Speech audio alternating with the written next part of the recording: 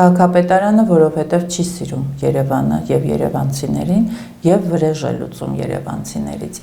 Ցանկության դեպքում քաղաքական կամք ունենալու պարագայում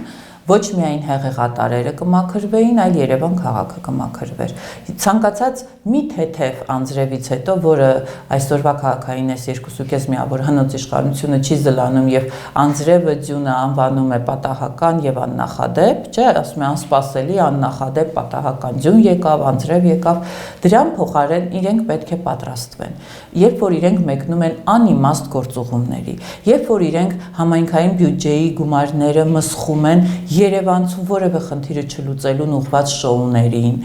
տարբեր միջոցառումների, որոնք ընդամենը փող լվանալու, փող մսխելու միջոց են, պարզ է, որ քաղաքական կամք չունեն իրականացնելու այն ուղիղ պարտականությունները եւ լիազորությունները, որի